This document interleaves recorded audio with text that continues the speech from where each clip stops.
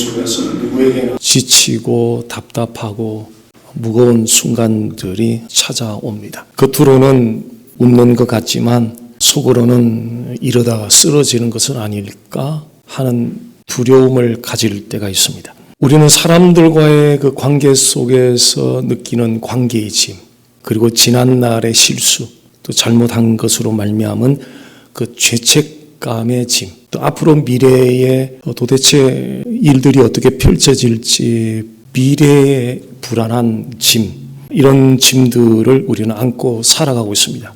그래서인지 오늘 우리가 살펴보게 되는 말씀, 수고하고 무거운 짐자들아 다 내게로 오라는 이 말씀은 많은 사람들에게 사랑받고 있고 또 좋아하는 그런 말씀이기도 합니다. 그럼에도 이 말씀이 너무 익숙하다는 사실 때문에 이 말씀 속에 담긴 그 진정한 의미를 놓치는 경우가 있는 것 같습니다. 피상적으로 이해를 하는 거죠. 피상적으로, 감정적으로. 예수님의 초청은 잠시 마음의 위안을 주는 정도의 지금 초청의 메시지가 아니라 우리에게 진짜 필요한 그 힘을 주시기 위한 초청의 메시지입니다. 오늘 이 말씀을 통해서 예수님이 주시고자 하는 우리에게 진짜 필요한 그 레스트, 그 힘을 경험하는 시간이 되기를 바랍니다. 28절, 11장 28절 말씀을 다시 보면 수고하고 무거운 짐진 자들아 다 내게로 오라 내가 너희를 쉬게 하리라. 자, 이 말씀 안에는 초청장을 보내는 초청자가 있고 초청받는 초청 대상자들의 범위가 있고 그리고 그 초청 대상자들은 도대체 어떤 사람들인지 어떤 상태에 있는 사람들인지 그 초청 대상자의 범위가 있고 마지막에는 그 초청을 받아들인 사람들에게 주시는 약속이 담겨 있습니다. 초청자는 예수님입니다. 초청 대상자의 범위는 모든 사람들입니다. 그리고 초청 대상자들의 상태, 그 초청하시는 예수님은 어떤 사람들을 초청하는가? 그 초청 대상자의 상태는 수고하고 무거운 짐진 자들입니다. 그리고 그 초청을 받아들인 사람들에게 주는 약속은 내가 너희를 쉬게 하리라. 쉼을 주시겠다는 것입니다. 먼저 초청하시는 예수님에 대해서 살펴보겠습니다. 예수님은 come to me, 내게로 오라고 초청하셨습니다. 지금 12월이 이제 되면서 초청장을 받을 일들이 제법 있을 텐데요. 동창회, 향후회 등등 해서 식사 아니면 어떤 파티 자리에 초청하는 경우들이 많을 텐데, 자, 초청장을 받으면 제일 먼저 무엇을 확인하세요? 초청장을 받으면 제일 먼저 확인하는 게 있거든요. 이 초청장을 누가 보냈지? 그 초청한 사람이 누군지를 확인을 합니다. 만약 여러분이 A라는 사람으로부터 초청을 받았다면 그 A라는 사람의 집으로 가셔야 됩니다. 그런데 A라는 사람의 집으로 가지 않고 다른 사람의 집으로 간다면 어떤 일이 일어날 것 같으세요? 분명히 A라는 사람이 초청할 때는 정성껏 음식을 준비했을 거예요. 그러니까 A라는 사람이 초청한 사람이 집을 가지 않으면 정성껏 준비한 그 맛있는 음식을 못 먹죠. 두 번째는 아마 선물도 준비할 수도 있겠죠. 준비한 선물도 우리는 받지 못합니다. 결국은 고생만 하고 돌아오게 됩니다. 얼마나 허탈해요. 막 그 초청받은 데 간다고 집에서 단장도 하고 준비를 하고 시간이 제법 걸리잖아요. 그 갔는데 다른 곳에 간 거예요. 얼마나 허탈해요. 그런데 많은 사람들이 그와 같은 실수를 반복하고 있는 거 아닌가 하는 생각을 해보게 됩니다. 예수님은 분명히 말씀하기를 초청하기를 come to me, M-E, come to me, 예수님 자신에게 오라고 초청을 하신 거예요. 근데 어떤 사람들은 교회 나올 때도 마찬가지죠. 예수님은 초청할 때 come to me, 이게 대단히 중요한데요. me, 바로 그분에게, 예수 초청자가 딴 데 가지 마라, 반드시 나에게로 와야 돼. 그런데 예수님이 초청한 대로 예수님께로 가지 못하고 다른 데로 가는 경우가 있다는 거예요. 자, 여기서 우리 한 가지 좀 짚어보고 싶은 것은 예수님은 기독교라는 종교로 초대한 적이 없어요. 기독교라는 종교인으로 초청한 적이 없어요.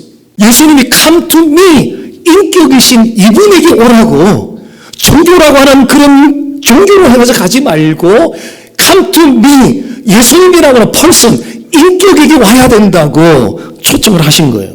이제 어떤 분들은 아니 교회 가는 게 곧 예수님께 가는 거 아닌가요? 라고 질문할 수도 있어요. 예, 맞습니다. 교회 가는 것이 예수님께 가는 겁니다. 그런데 항상 그런 건 아니에요. 교회 가는 것이 항상 예수님께 가는 건 아니에요. 종교 앞으로 가면 항상 어떤 특징이 있느냐면 미가 센터가 돼요. 내가 중심이 돼요. 그런데 예수님께로 가면 지저스가 센터가 돼요. 예수님이 중심이 돼요. 그 차이는 분명하죠. 종교 앞으로 가면서 내가 중심이 되면 언제나 내가 무엇을 받을까에 초점을 두게 돼요. 엄청난 차이인 거죠.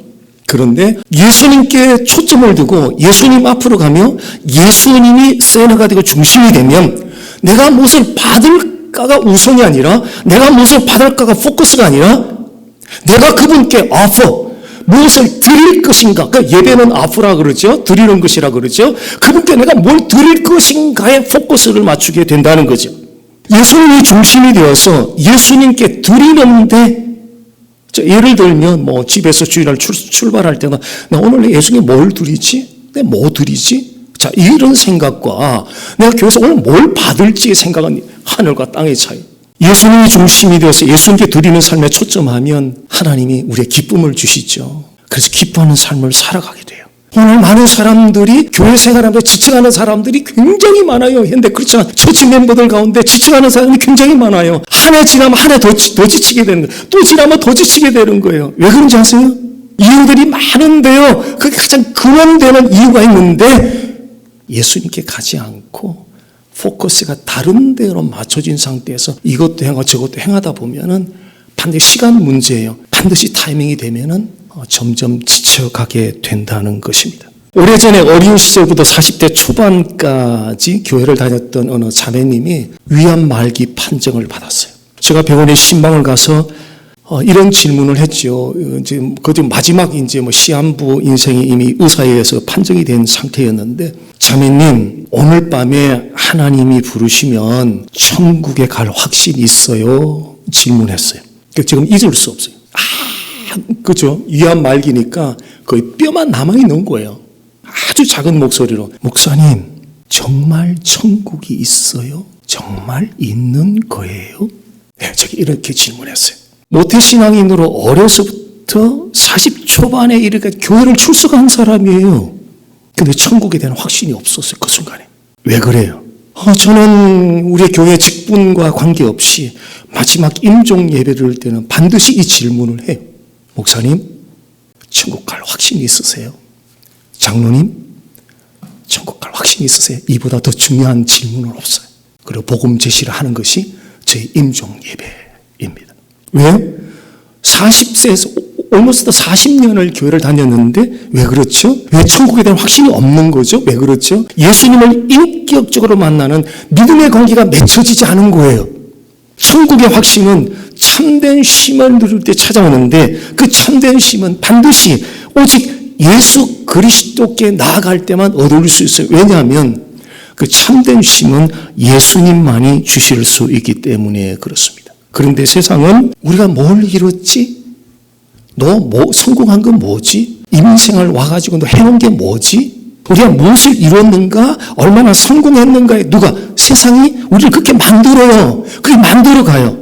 근데 하나님은 예수님 안에서 얼마나 성숙하게 변화되었는가를 귀하게 여기십니다. 참된 쉼은 바로 예수님 안에서 성숙한 변화가 시작될 때 참된 쉼을 우리에게 찾아오게 됩니다. 우리는 그리스도 안에 있는 사람들로서 그 하나님의 사랑을 받기 위해서 바둥바둥 애쓰는 사람들이 아니에요. 내가 이렇게 바둥거리면 하나님 나를 사랑하겠지 그게 아니에요. 그리스도 안에 있는 우리는 이미 그리스도를 통하여 사랑을 받은 사람들이에요. 이미 지금도 받고 있는 사람들이에요. 이미 받은 그 사랑, 이미 받고 있는 그 사랑을 enjoy, 즐기는 사람들이 바로 크리스찬들입니다. 바로 이것이 걱정과 불안의 짐을 내려놓고 참된 쉼으로 이끌어가게 됩니다. 자, 이제 예수님께서 누구를 초청했는가? 자, 초청 대상자의 범위를 한번 보겠습니다. 자, 28절 말씀을 보면 수고하고 무거운 짐지다라 매우 강력한 단어 하나가 있는데 all, 다 내게로 오라는 거예요. 어린이도 오고 젊은이들도 오고 어른도 오고 높은 사람도 오고 낮은 사람도 오고 흑인도 오고 백인도 동양인도 히스패닉도 오고 모든 인종들이 다 오고요. 많이 배운 사람도 오고 적게 배운 사람도 오고 성공한 사람도 오고 실패한 사람도 오고 다 오라는 거예요. 그래서 교회는 가진 사람도 올 수 있는 것이고 못 가진 사람도 올 수 있는 것. 교회는 성취한 사람도 올 수 있는 것, 성취 못한 사람도 올 수 있는 것. 교회는 건강한 사람도 올 수 있고 몸이 아픈 사람도 올 수 있는 곳이 바로 교회입니다. 예수님은 누구에게도 준비 다 되면 그때 와. 충분히 선을 행한 다음에 크레딧이 점수가 좋으면 그때 내게 와. 그렇게 말씀하지 않고요. 예수님은 지금 그냥 진탕으로 묻어있는 헝클어져 있고 더럽혀져 있는 그냥 있는 모습 그대로 come to me just as you are. 너 있는 모습 그대로 와. 예수님께 나아갈 때 내가 어떤 사람인가를 바라보지 않고 예수님이 어떠한 분이신가를 바라보도록 그렇게 초청을 받은 거예요. 이게 바로 come to me 안에 있는 의미예요. 내가 어떤 사람이지? 내가 얼마나 클린하지? 내가 얼마나 선하게 살았지? 나를 바라보라고 하지 않고 나를 초청하는 그분이 인격이신 예수 그리스도가 누구신지를 바라보도록 초청받았다는 거예요. 많은 사람들이 자기를 바라보다가 돌아가는 경우가 너무너무 많아요. 기독교는 그런 게 아니에요. 예수님을 깊이 생각하기 시작하면 우리가 해결할 수 없었던, 우리 스스로 해결할 수 없었던 죄의 문제들, 그 죄의 문제들을 바로 예수 그리스도의 십자가에 못 박혀 피 흘려 죽으심으로 우리가 해결할 수 없었던 죄의 문제를 해결한 바로 십자가의 은혜를 만나게 되는 거예요. 예수님을 깊이 생각하면 생각할수록 바로 십자가의 은혜가 보이기 시작하고 십자가의 은혜가 발견되기 시작하고 십자가의 은혜를 경험하기 시작하게 된다는 겁니다. 그래서 예수님께 나가는 단 하나의 조건이 필요한데요. 그것은 오직 예수 그리스도의 보혈의 공로를 의지하는 것. 대체 그것뿐이에요. 목사로서 어떻게 헌신할 것인가? 장로로서 어떻게 헌신할 것인가? 권사로서 어떻게 헌신할 것인가? 집사로서 어떻게 헌신할 것인가? 제가 임직식 때마다 교회마다 가서 전한 똑같은 세임 메시지. 최고의 헌신. 여러분이 to do something 하려고 하기 전에 예수 그리스도의 보혈의 공로 앞에 everyday 서십시오. 여러분들을 예수님의 보혈의 공로 앞에 세우십시오. 그것이 헌신의 최고봉입니다. 그것 없이 헌신하는 것은 하나님을 영화롭게 하지 못하고 몸을 교회를 세울 수가 없어요. 예수님의 보혈의 공로 앞에 나 자신을 대면시켜 세우는 거예요. 매일 아침마다 최고의 헌신이에요. 예수님이 요구하는 이것밖에요. 어제까지 어떤 삶을 살았던지, 얼마나 연약했던지, 얼마나 자주 무너지고 넘어졌던지 상관없어요. 예수 그리스도의 보혈의 공로를 의지하면 어떤 환경 상황이었음에도 불구하고 우리는 담대하게 아무런 제약받지 않고 바로 그리스도의 보혈의 공로 때문에 하나님 앞으로 나아갈 수 있습니다. 바로 이 하나님은 오늘도 come to me 내게로 오라고 초청하고 계시는데요. 바로 이런 마음으로 예수님의 초청에 응하게 되시기를 바랍니다. 세 번째는 초청 대상자가 예수님이 초청하는데 어떤 사람들을, 어떤 상태에 있는 사람들 초청할까? 그 상태에 대해서 보겠습니다. 우리는 누구에게도 말 못하는 상처로 인한 눌린 마음을 가지고 살아가고 있습니다. 다 한 가지씩은 있어요. 아무도 말하지 못하는 그 상처 입은 마음들 갖고 있어요. 눌린 마음들 갖고 있어요. 겉으로는 괜찮은 것 같지만 속으로는 버티느라 지쳐있는 경우들이 많아요. 그런 우리에게 예수님은 수고하고 무거운 짐진 자들아 다 내게로 오라 내가 너희를 쉬게 하리라고 말씀하십니다. 이게 수고하다는 것은 하다 보니 지쳤어요. 잘하려고 하다 보니 지쳤어요. 버티다 보니 마음이 닳고 닳아서 지쳐있는 상태 수고하다입니다. 오늘은 좀 다르게 좀 살아보려고 새롭게 살아보려는데 웬걸요. 저녁에 하루를 마감하면서 하루의 삶을 돌아보니까 여전히 실패한 나 자신을 마주하면서 도대체 하나님 앞에 갈 자신이 없어요. 너무 부담스러운 거예요. 이거 예수님이 모를 리가 없거든요. 다 아세요. 그래서 come to me just as you are. 있는 그대로 come to me라고 초청하고 계신 거죠. 그 다음에 무거운 짐, 죄책감으로 해서 느끼는 그 너무너무 무거운 마음을 의미해요. 자, 율법을 지키려고 애쓰는데 계속 반복적으로 실패를 하는 거예요. 실패하다 보니까 너무 또 마음이 무거워요. 말씀대로 살아야지 수없이 다짐을 하지만 그렇게 살지 못하는 현실, 우리 자신을 바라보면서 그 죄책감, 감당하기가 너무너무 어려워요. 너무너무 무거워요. 그런데 기억하십시오. 예수님은 완벽한 사람을 초청하지 않으셨습니다. 세상은 언제나 완벽한 사람들을 늘 좋아하죠. 그래서 기준이 계속 높아가잖아요. 근데 예수님은 결코 완벽한 사람들을 초청하지 않으셨어요.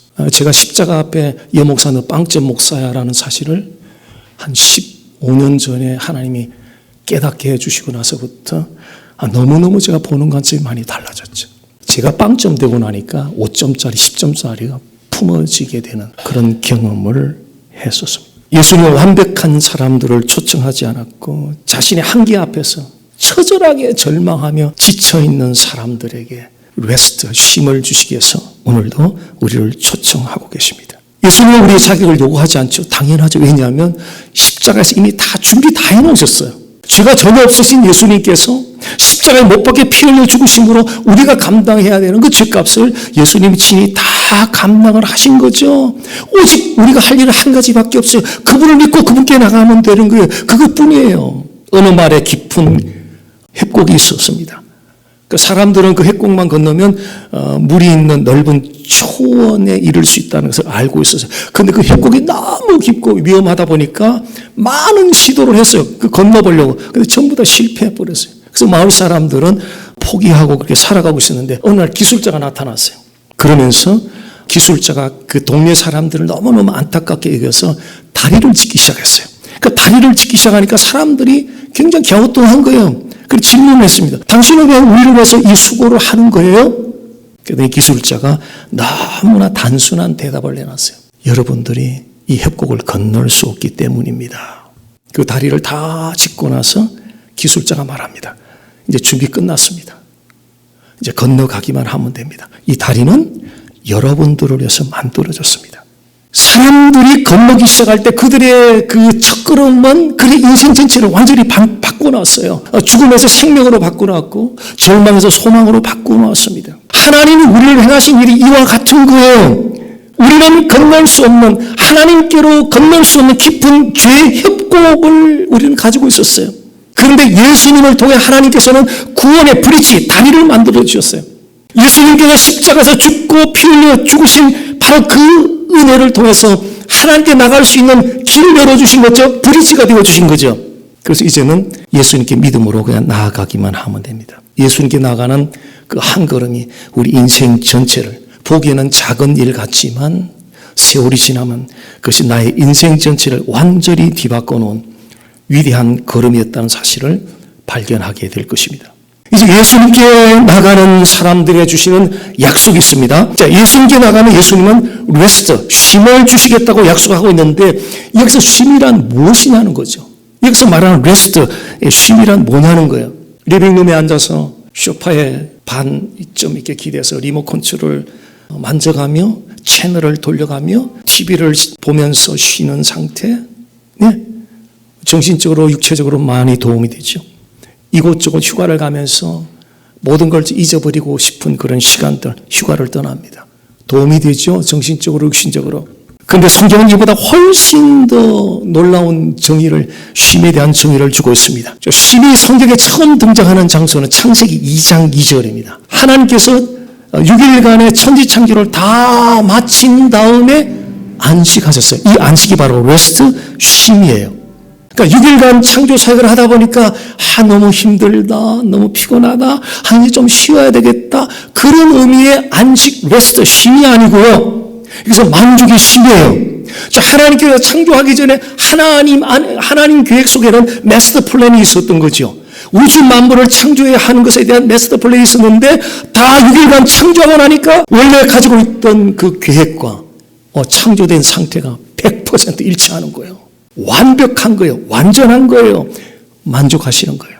그 만족에서 나오는 안식, 쉼입니다. 참된 쉼은 문제가 없는 데서 찾아오는 것이 아니고요. 하나님이 행하신 일을 헤아리고, 근데 이게 익숙치가 않은 것 같아요. 우리는 그렇게 교육을 안 받았기 때문에. 늘 피상적으로, 표면적으로, 표피적으로 내 눈에 보이는 대로 우리는 판단하고 거기서 만족을 얻기 때문에. 그렇게 우리는 일반 교육을 받아왔기 때문에. 근데 하나님이 행하신 일을 바라보고 하나하나 헤아리기 시작하면 거기서 만족은 찾아오게 됩니다. 내가 한 일에 만족을 하려고 하면 부분적으로 만족할 수 있는데요. 만족하는 경우보다는 불만족할 때가 훨씬 많습니다. 그런데 내가 한 일에 대해 불만족하는 그런 상황 속에 하나님이 행하신 일을 가만히 들여다보면 감사가 나와요. 하나님이 행하신 일을 가만히 들여다보면 내가 한 일을 바라볼 때는 도무지 감사가 나올지 만족이 나오지 않는데 하나님이 행하신 일을 가만히 들여다보면 감사가 나오고 만족이 나와요. 이게 바로 진짜 기독교예요. 여전히 문제가 그대로 있고요. 기도 응답은 아직도 되지 않은 것 같고 그래도 괜찮아. 하나님이 나와 함께 하셔. 하나님이 나를 붙들어주고 계셔. 이 고백을 할 수만 있다면 우리 어떤 상황에서도 참된 쉼을 누릴 수 있을 것입니다. 이 참된 쉼을 누렸던 구약의 한 인물이 있는데요. 다윗입니다. 시편 23편 1절 말씀 보면 여호와는 나의 목자시니 내게 부족함이 없으리로다. 예수님을 믿으면 부족함이 없을 정도로 모든 것이 다 갖추어집니까? 정말 갖추어져요? 예수님을 믿어도 여전히 돈이 부족하고요. 여전히 병이 그대로 있고요. 여전히 사고에 대한 위험은 그대로 안고 살아가고 있어요. 그런데 다윗은 어떻게 왜 부족함이 없다는 이 고백을 하는 거죠?